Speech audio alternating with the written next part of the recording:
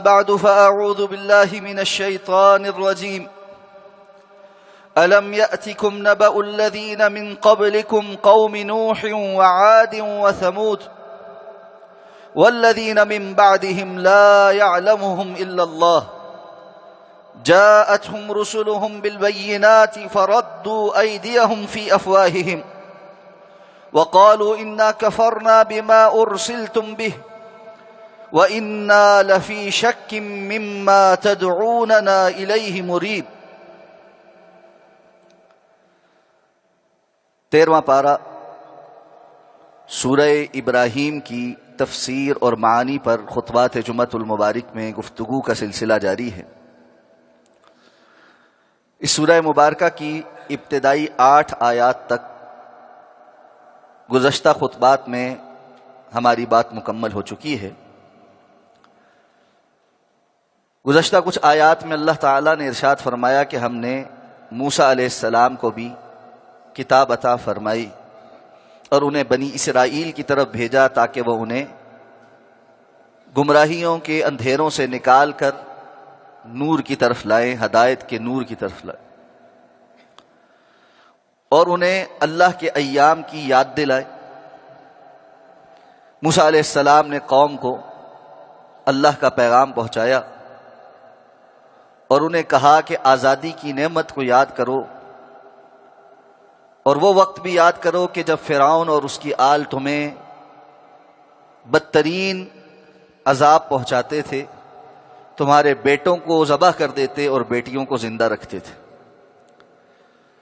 اور یہ جان لو کہ تمہارے رب نے یہ اعلان کر دیا ہے کہ جو شکر بجا لائے گا اس کو وہ مزید عطا فرمائے گا، اور اگر تم ناشکری کرو گے تو اللہ کا عذاب بڑا شدید ہے۔ پھر موسیٰ علیہ السلام نے ان سے کہا کہ اگر تم ناشکری کرو اور کفر پر قائم رہو، صرف تم ہی نہیں، وَمَن فِي الْأَرْضِ جَمِيعًا، زمین میں جتنے ہیں سب کے سب اللہ کے نافرمان ہو جائیں، فَإِنَّ اللَّهَ لَغَنِيٌّ حَمِيدٌ، تو یقیناً اللہ تعالی غنی بھی ہے اور بہت زیادہ تعریف کیا ہوا ہے، اس کو تمہاری اطاعت اور فرما برداری کی احتیاج نہیں، اور کسی بھی انسان کی اطاعت اور فرما برداری اس کی بادشاہی میں اضافہ نہیں کرتی، کسی کی نافرمانی اس کی بادشاہی میں کمی نہیں کرتی۔ اب فرمایا کہ موسیٰ علیہ السلام نے ان سے کہا کہ الم یأتکم نبأ الذین من قبلکم،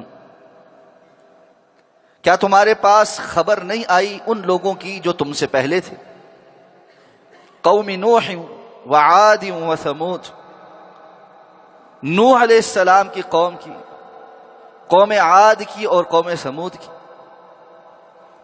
قرآن مجید میں ان تینوں اقوام کا جا بجا ذکر ہے، کہیں اختصار کے ساتھ اور کہیں تفصیل کے ساتھ۔ نوح علیہ السلام کی قوم وہ تھی جس نے سب سے پہلے شرک کا آغاز کیا اور اپنے شرک کے اوپر ڈٹے رہے، 950 سال کی تبلیغ کے باوجود اور سمجھانے اور دلائل ان کے سامنے آنے کے باوجود کانوں میں انگلیاں ٹھوس لیتے۔ نوح علیہ السلام کے آنے پر تکبر سے اپنے کپڑے جھاڑ کر رخ پھیر لیتے، یہاں تک کہ حضرت نوح نے پھر اللہ سے دعا کی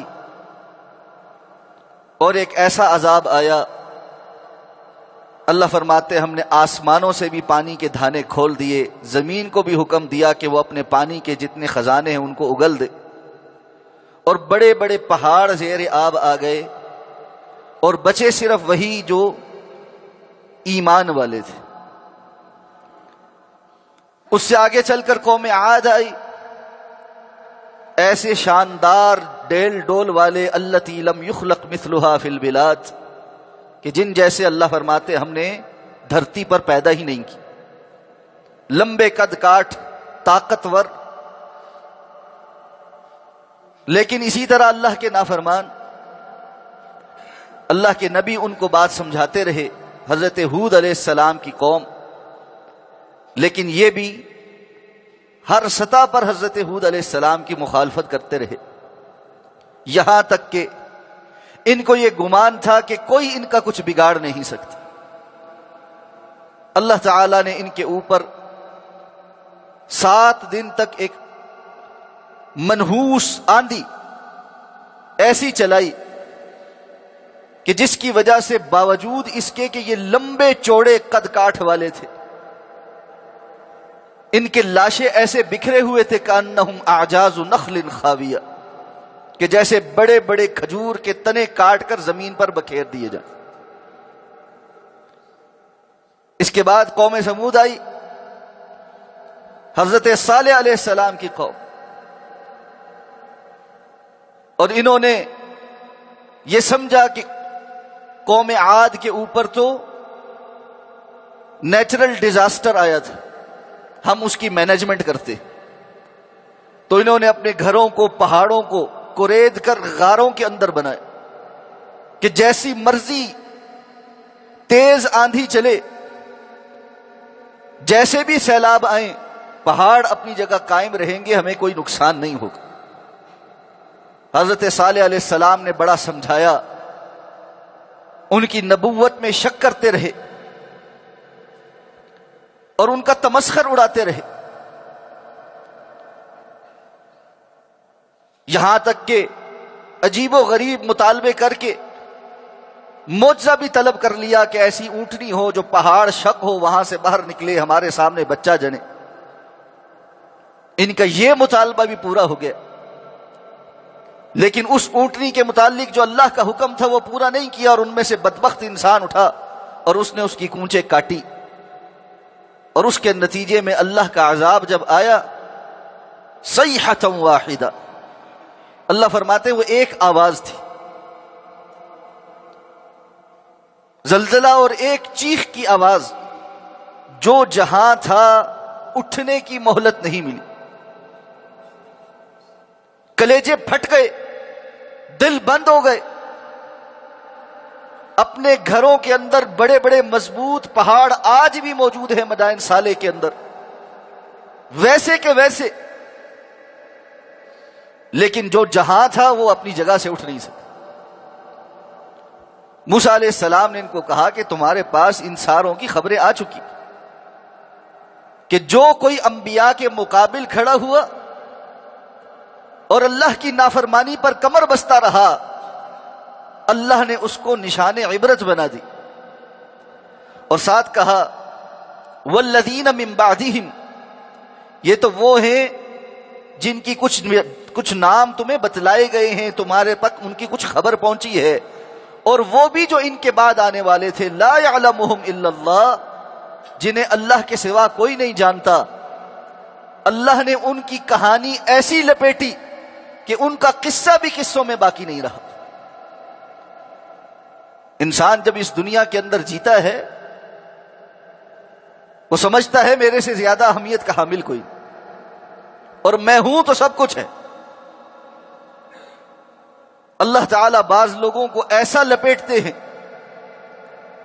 کہ ان کا تذکرہ بھی قصوں میں موجود نہیں رہتا۔ لا یعلمہم الا اللہ، کتنے ہی ان کے بعد آئے، اللہ کے سوا کسی کو ان کے بارے میں علم بھی نہیں کہ ان کے نام کیا تھے، کرتوت کیا تھے، کام کیا تھے، کہاں رہتے تھے، کیا کھاتے تھے، کیا پیتے تھے۔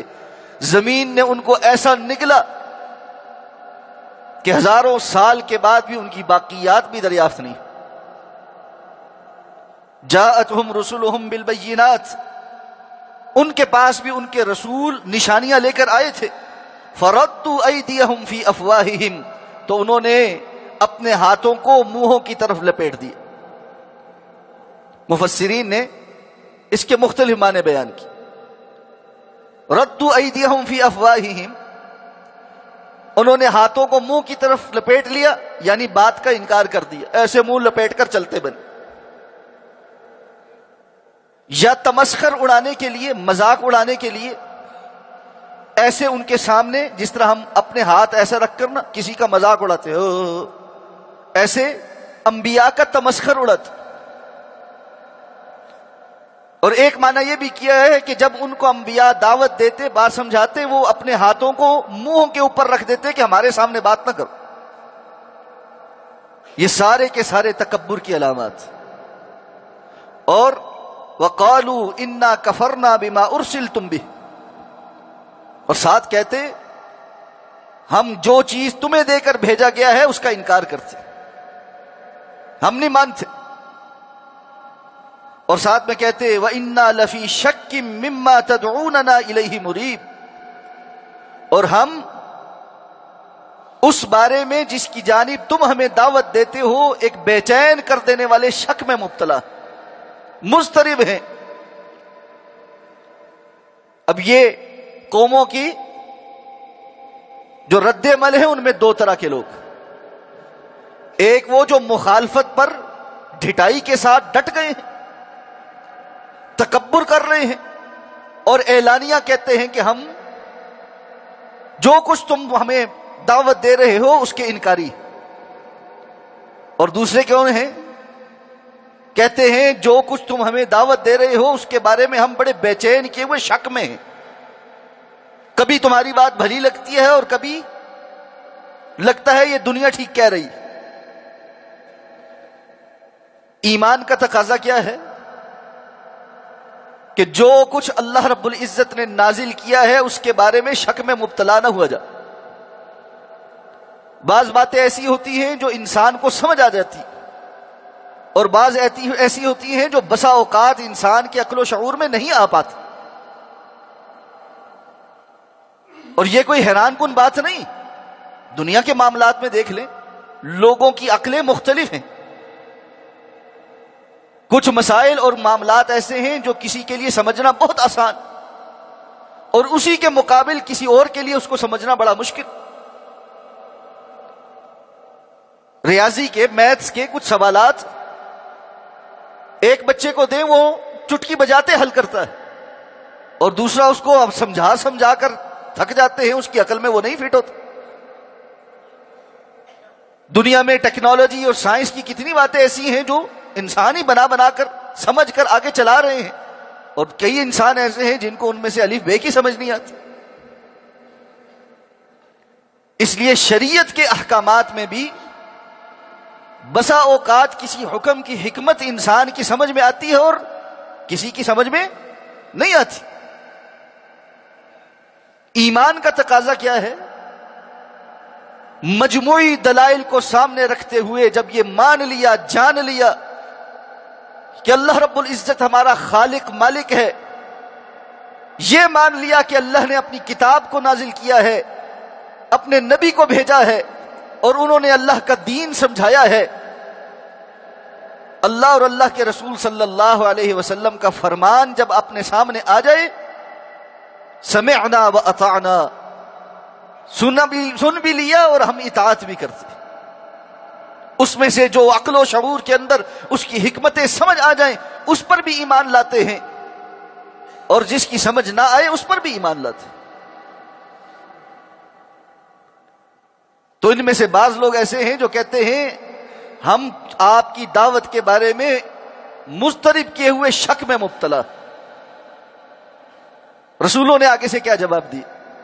کوئی فلسفیانہ جواب نہیں، انسان کی فطرت کو جھنجھوڑنے والا جواب. وہ فطرت جس پر اللہ نے انسانوں کو پیدا کیا ہے، فطرت اللہ التی فطر الناس علیہا لا تبدیل لکلمات اللہ. ایک فطرت ہے، بنیادی اصل ہے، فطر الناس علیہا، جس پر اللہ نے لوگوں کو پیدا کیا ہے. لا تبدیل لکلمات اللہ، اور اللہ کے کلمات میں کوئی تبدیلی نہیں ہے. اللہ نے انسانوں کو پیدا کرتے ہوئے ایک فطرت کے اوپر پیدا کیا ہے، جس کے متعلق رسول اللہ صلی اللہ علیہ وسلم نے فرمایا کل مولود یولد علی الفطرہ، ہر پیدا ہونے والا بچہ فطرت کے اوپر پیدا ہوتا. پھر آگے کا ماحول ہوتا ہے فَأَبَوَاهُ يُهَوِّدَانِهِ أَوْ يُنَصِّرَانِهِ أَوْ يُمَجِّسَانِهِ، اس کے ماں باپ ہوتے ہیں جو اس کو یہودی بنا دیتے ہیں یا عیسائی یا مجوسی بنا دیتے ہیں، وگرنہ اس کے اندر فطری طور پر حق کو قبول کرنے اور حرام سے بچنے اور باطل سے اجتناب کرنے کی خو اللہ نے رکھی ہے. فَأَلْهَمَهَا فُجُورَهَا وَتَقْوَاهَا، ہر نفس کے اندر اللہ نے اس کی نیکی اور تقوی دونوں کے متعلق ریسیپٹرز رکھ دیے. رسولوں نے اسی فطرت کی جانب ان کی توجہ دی. کیا کہا؟ قالت رسلهم، ان کے رسولوں نے کہا افی اللہ شک، کیا اللہ کے بارے میں بھی شک ہو سکتا؟ فاطر السماوات والارض، جو آسمانوں اور زمین کا پیدا کرنے والا ہے، بھلا اس کے بارے میں بھی کوئی شک میں مبتلا ہوگا؟ ایک عام چھوٹے بچے کو بھی سمجھ آتا ہے کہ کوئی کام کسی کرنے والے کے بغیر خود بخود نہیں ہوتا. امام رازی نے اس آیہ مبارکہ کی تفسیر کرتے ہوئے یہ مثال دی ہے کہ اگر ایک چھوٹے بچے کو بھی چھپ کر آپ سر پر ایسے چپت لگائیں، اس کو وہ ارد گرد دیکھتا ہے، پتہ نہیں چلتا کس نے ماری ہے، لیکن اس کو یہ یقین ہوتا ہے کہ یہ کسی نے ماری. یہ نہیں ہوا کہ اس کے سر پہ خود بخود آ کر کوئی چپت لگ گئی، بلکہ اس کے پیچھے اس کا کوئی محرک ہے. وہ بچہ بھی یہ جانتا ہے کہ یہ بغیر کسی کے کرنے سے نہیں ہوا. ایک انسان ہے جو کہتا ہے یہ کل کائنات بغیر پیدا کرنے والے کے خالق کے پیدا ہو گئی. افی اللہ شک فاطر السماوات والارض، وہ آسمانوں اور زمین کا پیدا کرنے والا ہے، اور ایسا پیدا کرنے والا جو عدم سے وجود میں لانے والا ہے. جب کچھ نہیں تھا تو اس نے اپنے کلمہ کن سے پیدا کیا ہے، جیسے چاہا ویسے پیدا کیا. اور اب وہ تمہیں اپنے دین کی طرف بلاتا ہے، کس لیے؟ یدعوکم لیغفر لکم من ذنوبکم، وہ تمہیں دعوت دیتا ہے، بلاتا ہے تاکہ تمہارے گناہوں میں سے کچھ کو معاف کر دے. وَيُؤَخِّرَكُمْ إِلَىٰ أَجَلٍ مُّسَمًّى، اور پھر تمہیں ایک وقت مقررہ تک مہلت دے. یہ اللہ کا قانون ہے کہ انبیاء دعوت دیتے ہیں لوگ ایمان کو قبول کریں، اور اس کے بعد اس دنیا کے اندر جتنا وقت ہے اس میں اللہ کی اطاعت اور فرما برداری کی. یہاں ایک نقطہ ہے، یدعوکم لیغفر لکم من ذنوبکم، اللہ تمہیں بلاتا ہے تاکہ وہ تمہارے بعض گناہوں کو معاف کر دے. من تبعیض کا ہے، سارے گناہ نہیں، من جو ہے وہ بعض کا ہے. کس لیے؟ کہ حالت کفر میں جب تم تھے، اب تم اسلام قبول کرو تو پچھلے والے گناہ معاف ہو جائیں، اگلے والے یؤخرکم الی اجل مسمی، اب تمہیں مہلت مل رہی. نیکی کرو گے تو اس کا اجر ملے گا، برائی کرو گے تو اس کی سزا ملے گی. اسی طرح حجت تمام ہو جانے، دعوت پہنچ جانے کے بعد اگر توبہ کرو گے تو تمہارے گناہ معاف ہو جائیں، اور آگے اللہ نے مہلت دی ہوئی ہے، اس میں اللہ دیکھے گا کہ تم کیا کرتے ہو. اور ہر انسان تک اس کی زندگی میں مختلف اوقات میں حجتیں تمام ہوتی چلی جاتی.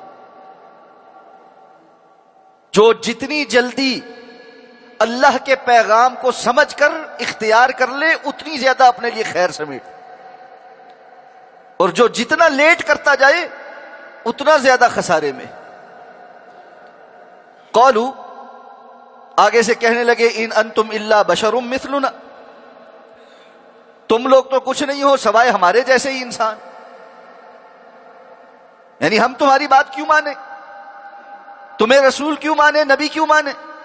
تم بالکل ہمارے جیسے نبی اور ہم انسان، تم بالکل ہمارے جیسے انسان ہو، کھاتے ہو، پیتے ہو، شادیاں کرتے ہو، تمہاری تمام احتیاجات ہماری طرح ہیں، تمہیں مال کی بھی ضرورت رہتی ہے. تريدون ان تصدون عما كان يعبد آباؤنا، ہمیں تو ایسا لگتا ہے تم ہمیں اس سے ہٹانا چاہتے ہو جس کی عبادت ہمارے آباء و اجداد کرتے تھے. یعنی تم باپ دادے کے دین کی مخالف ہو. اللہ کے دین کے اوپر عمل کرنے میں انسان کے لیے بڑی رکاوٹوں میں سے ایک رکاوٹ ہمیشہ جو بات رہی ہے وہ یہ ہے، ہم نے باپ دادے کو ایسا کرتے دیکھا.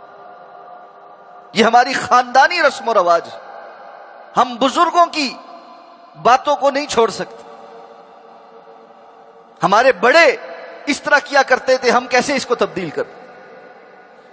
رسول اللہ صلی اللہ علیہ وسلم نے جب مشرکین مکہ کے سامنے دعوت رکھی تو ان کا بھی کہنا یہی تھا، انا وجدنا آباءنا کذالک یفعلون، ہم نے اپنے باپ دادا کو ایسے کرتے دیکھا. آج آپ دعوت توحید دیں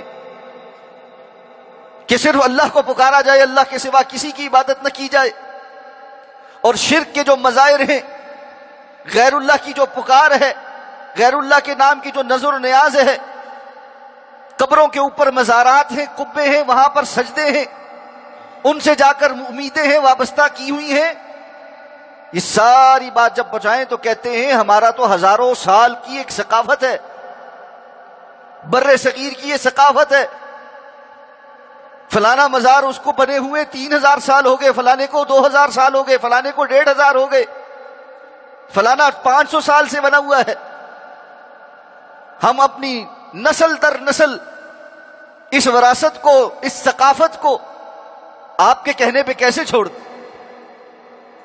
تریدون ان تصدونا عما کان یعبد آباؤنا,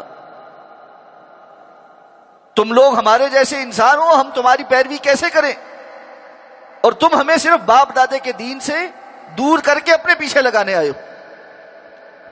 فاتو بسلطان مبین, ہمارے سامنے کوئی بڑی واضح قسم کی نشانی لے کر آ. اب اس نشانی کا مطالبہ بھی ہر کوئی اپنی مرضی کے مطابق کرتا, اور اس مطالبے کا مقصد اصل میں نشانی طلب کر کے ایمان لانا نہیں ہوتا, بلکہ بہانہ ہے.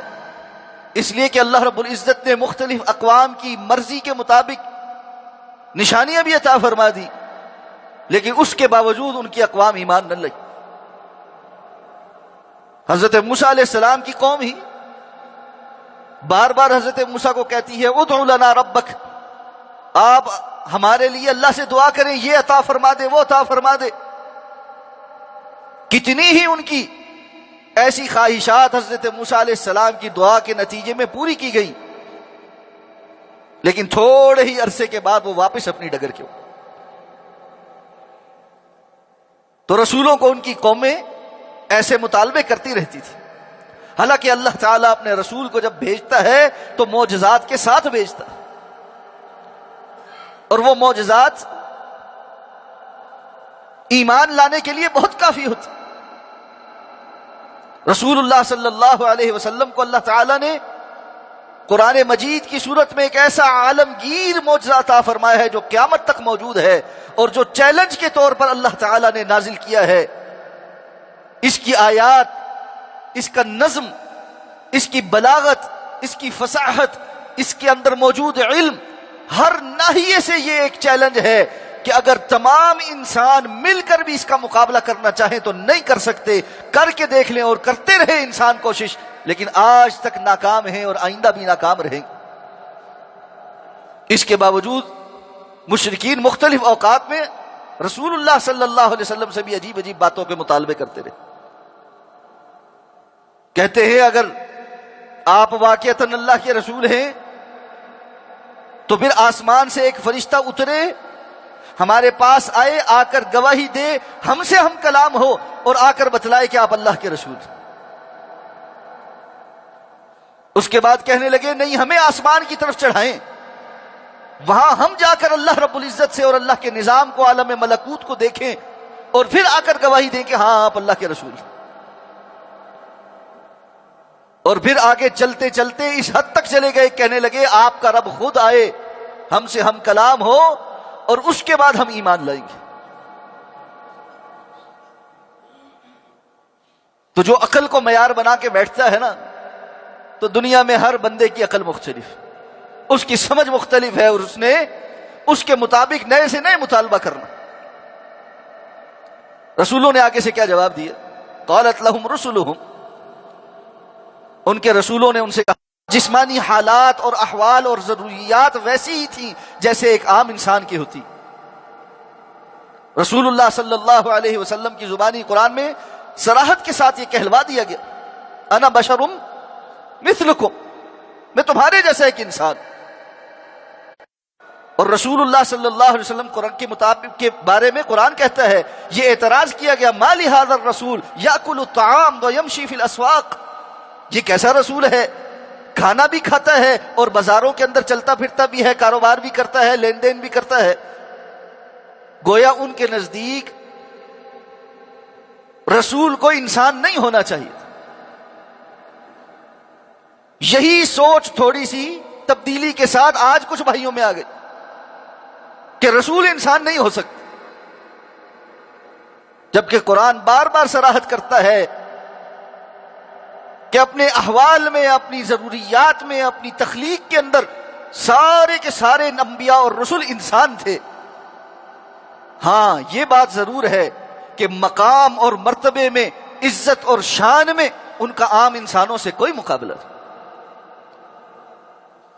ایک دم جب یہ بات کہی جاتی ہے بہتان لگا کر یہ کہہ دیا جاتا ہے دیکھو جی یہ رسولوں کے گستاخ ہیں، یہ رسول اللہ صلی اللہ علیہ وسلم کے گستاخ ہیں، یہ ان کو اپنے جیسا سمجھتے ہیں.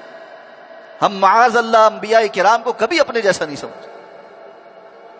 تمام انبیاء معصوم عن الخطا ہیں، اور امام الانبیاء جناب محمد الرسول اللہ صلی اللہ علیہ وسلم اللہ کی کل مخلوق میں سب سے اعلیٰ اور عرفہ اور شان اور عظمت والے ہیں. آپ جیسا نہ کوئی تھا، نہ ہے، نہ ہوگا. یہی بات رسولوں نے ان کو سمجھائی کہ انسان ہونے کے اعتبار میں ہم بشر ہیں، وَلَكِنَّ اللَّهَ يَمُنُّ عَلَى مَن يَشَاءُ مِنْ عِبَادِهِ، لیکن یہ اللہ رب العزت کی ذات ہے، یمن علی من یشاء من عبادہ، جو اپنے بندوں میں سے جس پر چاہتا ہے احسان فرما دیتا. منصب نبوت اور رسالت کسبی نہیں ہے کہ کوئی انسان محنت کرے، کوشش کرے اور نبی اور رسول بن جائے، بلکہ یہ خالصتاً اللہ رب العزت کی چنیدہ لوگ ہیں. اللہ تعالی نے تمام مخلوق میں سے جتنے آدم علیہ السلام کی اولاد پیدا کرنی تھی ان سب کے دلوں کو چیک کیا، اور ان میں سے سب سے بہتر دل سید الانبیاء جناب محمد الرسول اللہ صلی اللہ علیہ وسلم. حضرت عبداللہ ابن مسعود رضی اللہ تعالیٰ عنہ فرماتے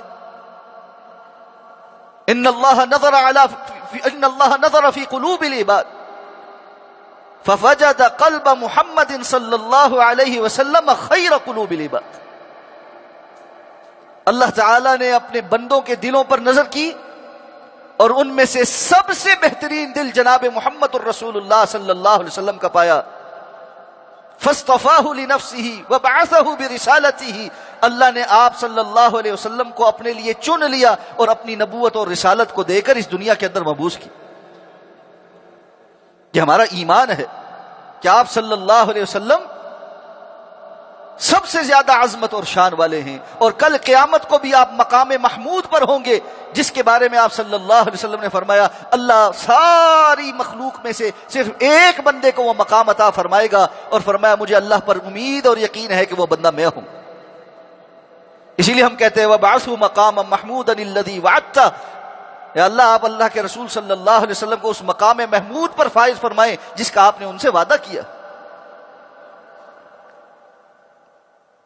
کدھر بھٹکتے پھرتے ہو؟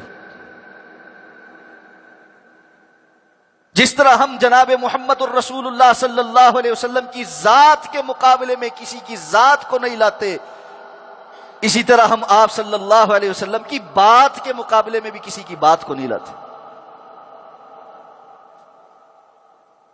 آپ ہم پر الزام لگاتے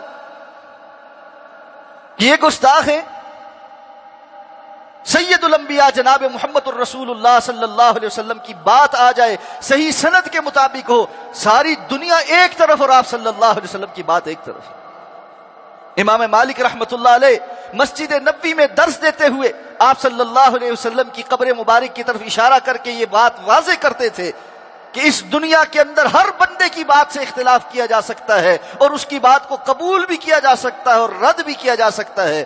اگر کسی کی بات سے اختلاف نہیں کیا جا سکتا اور اس کی بات کو صرف قبول کیا جائے گا، رد نہیں کیا جائے گا، وہ شخصیت یہ صاحب قبر جناب محمد الرسول اللہ صلی اللہ علیہ وسلم. یہ ایک ایسا سنہری اصول ہے کہ جو آپ صلی اللہ علیہ وسلم کے ساتھ تعلق، عقیدت، محبت، اطاعت اور فرمانبرداری کے جتنے مقام اور مرتبے ہیں ان کی بنیاد ہے، اصل ہے اور معراج ہے. جو محمد الرسول اللہ صلی اللہ علیہ وسلم سے محبت رکھتا ہے، آپ کی اطاعت کرتا ہے، آپ کا کلمہ پڑھتا ہے، وہ آپ کی بات کے ساتھ بھی وہی سلوک کرے گا جو وہ آپ صلی اللہ علیہ وسلم کی ذات کے متعلق رکھتا. ذات سے تو بڑی محبت ہے، اور ذات کی ایک ایک پہلو پر اور ایک ایک چیز کے اوپر بڑی لمبی چوڑی نعتیں ہیں اور اقوال ہیں اور شاعری ہے. لیکن بات آ جائے تو میرا فلاں امام ہے، میرا فلاں بزرگ ہے، ہم نے بڑوں کو ایسا کرتا دیکھا ہے، ہمارے خاندان میں ایسے ہوتا ہے، ہمارے قبیلے میں ایسا ہوتا ہے. انسان کتنی باتیں گھڑ لیتا ہے اور رسولوں کی شان کے اندر تنقیص کرتا ہے. یہ رسولوں کی شان میں تنقیص کرنے والے، ہم نے باپ دادے کو ایسا کرتے دیکھا، آپ کیسے ہوتے ہیں ہمیں یہ بات کہنے والے؟ بھئی اللہ کے رسول کا فرمان ہے، ہوگا ہمارے امام صاحب یہ کہتے، ہمارے بڑے یہ کہتے، ہمارے بزرگ یہ کہتے. رسولوں نے کہا یہ اللہ رب العزت کا فیصلہ ہے. اللہ نے ہمیں اگر نبی اور رسول بنا کر بھیجا ہے، یہ اللہ کا اختیار ہے اور اللہ کا فیصلہ ہے. اللہ نے قرآن میں کہا ہے یخلق ما یشاء و یختار، یہ اللہ کے فیصلے ہیں، جو چاہتا ہے پیدا کرتا ہے، اور جو کچھ پیدا کرتا ہے اس میں سے جس چیز کو چننا چاہے چن لیتا. مالک ہے، کوئی اس سے پوچھنے والا؟ بادشاہ سے کبھی کسی نے پوچھا کہ آپ نے یہ چیز کیوں اپنے پاس رکھی ہوئی ہے؟ کسی کی جرت؟ جو مالک الملک ہے، بادشاہوں کا بادشاہ ہے، شہنشاہ ہے، اس کے فیصلوں کے بارے میں کوئی پوچھ سکتا؟ اور ساتھ میں یہ بھی کہا وما كان لنا ان ناتيكم بسلطان الا باذن الله وعلى الله فليتوكل المؤمنون، اور ہمارے لیے ممکن ہی نہیں کہ ہم خود سے کوئی دلیل لے کر آئیں سوائے اللہ کے اذن سے، اور اہل ایمان اللہ پر ہی توکل کرنے والے ہوتے.